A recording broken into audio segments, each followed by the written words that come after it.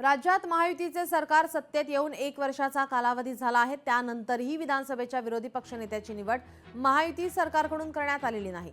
मुख्यमंत्री देवेंद्र फडणवीस यांनी विधानसभेच्या विरोधी पक्षनेता निवडीचे अधिकार विधानसभा अध्यक्ष राहुल नार्वेकरांना असल्याचे स्पष्ट करत त्याबाबतचा निर्णय ते घेतील असं सांगितलं। त्यामुळे नागपूरमध्ये सुरू असलेल्या हिवाळी अधिवेशनाच्या यावेळी आता माजी मुख्यमंत्री उद्धव ठाकरे यांनी विधिमंडळात विधानसभा अध्यक्ष राहुल नार्वेकर यांची भेट घेतली।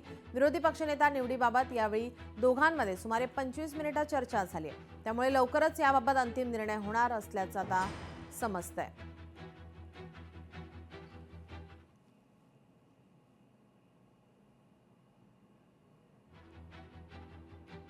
ठाकरेंनी विधानसभा अध्यक्षांची भेट घेतलेली आहे।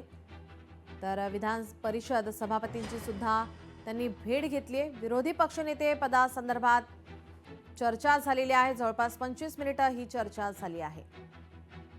अध्यक्षांकडे पण जाऊन ही विनंती केली आणि त्याचप्रमाणे माननीय सभापतींकडे सुद्धा जाऊन आम्ही विनंती केली की आता दोन्ही पद ही रिकामी आहेत, दोन्ही सभागृहाची ही पद रिकामी आहेत। आपण दोघांनी एकत्रितपणे हा निर्णय या अधिवेशनाच्या आता उद्या परवाकडे शेवटचा दिवस आहे, आपण जाहीर करावा। आमची तर विनंती किंवा आग्रह असा आहे की हे अधिवेशन संपण्यापूर्वी दोन्ही सभागृहाला विरोधी पक्षनेते लाभावेत की जेणेकरून विरोधाला विरोध करण्यासाठी नको ते तर आम्ही आजही करतोय, विरोधाला विरोध नाही, पण जनतेचे प्रश्न एक त्यांचा आवाज उठवणं हे आमचंही कर्तव्य आहे आणि जे कोणी या सभागृहात जनतेकडनं आपले प्रतिनिधी लोकप्रतिनिधी म्हणून येतात त्यांचं सगळ्यांचं ते कर्तव्य असतं।